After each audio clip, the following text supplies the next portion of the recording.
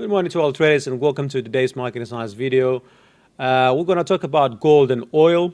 We've seen gold rising over the past few weeks. Now on Monday, yesterday, we had a good rally as well, getting very close to, breaking to 7-year highs. However, we started stalling over the 70-60 or so level. The move initially was triggered by Navarro's comments, which were, massively, wildly out of context, as he called. He said that Mr. Trump's attempts to, make progress with China were over pretty much, but obviously he didn't mean that the progress was over. What he meant by saying that was over is that there was the trust between the Chinese and the US, following, of course, the outbreak of the pandemic and how China has reacted. Now, of course, we also know that the US cases are rising, and we are hitting actually new daily highs in cases as well.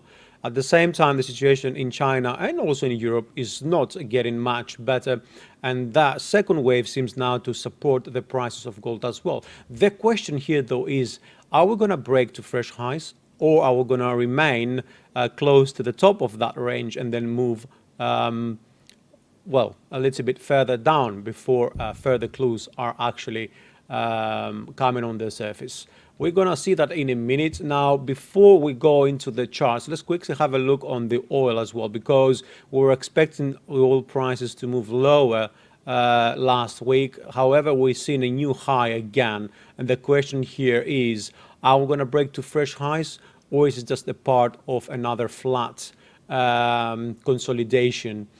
We're going to see that in a minute. But before that, just so you know, we have escalation now between the Turkey / Egypt and also Libya, which could potentially lead to a war, and that is going to affect the production of oil, because Libya, of course, is a very big producer. And we've seen the prices of oil also been supported over the past few weeks because of OPEC plus compliance, as well as the recovery seen from, some of the economies actually reopening. Now I want to start with the gold chart. We talked about this move for a while now. We're looking at this being a W, X, Y, X, and Z. And I will sustain my view until we break above that level. This is the 1765, right? So if we do not get past that level, it means that most likely we're going to move with another corrective move down to take out wave Z, and that would at the same time be wave 4, right? And then we can start looking for prices to move higher. Now, these is the two scenarios I see.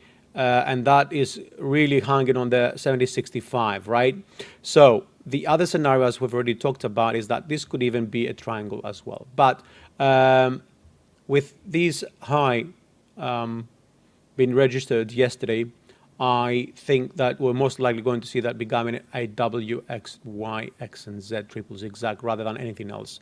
Now, in case we break higher, it means that we simply had a W, X, and Y combination, double combination, and this is a 1, wave 2. We are actually in the midst of wave 3, and that is coming in multiple structures to the upside, okay? Now, jumping on the oil quickly as well. So let me just remind you, last week we were looking at this wave 5 ending here, and we wanted an A, B, and a C, right? Since we broke above this previous high over here at the 38.90, and we also had a false break below it, we moved up here to fresh highs, okay, in 2020, near the $41 per barrel. Now, that, to me, seems like it's going to be an expanded flat, okay? That is because this move looks corrective. So it can either be corrective in a big wave, or it can be corrective with an ending triangle. So we could still have that being a 5, but the truth is that I'm not really a fan of this scenario. It looks a little bit off. Chances are that we're going to move a little bit higher to take out the 27.2 Fibonacci extension of wave A, and then once we take that out, we're going to move lower with an impulsive 5-wave move, and that's going to be near the 30.50 or so, which, by the way, happens to be the previous low as well. So we're going to get wave 4 being retested again. That would be a very good indication that the correction is over, and then most likely going to go up to take out wave 4, and that can go near the 48.67 level. Now, in either case, we can see this being an expanded flat and move up to 48, or in case we're going to see prices moving up and breaking above the 42.12, then the chances of reaching the 48.50 before we correct lower will increase, because that would be assumed as a 5-wave move to the upside, potentially not even an A.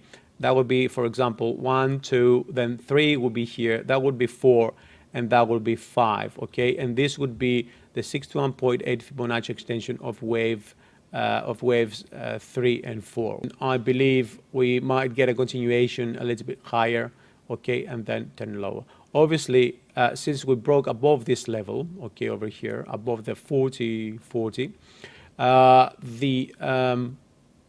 shift to the downside could occur at any moment, okay? So this will be all for the day. Thank you for watching, and I will speak to you again tomorrow.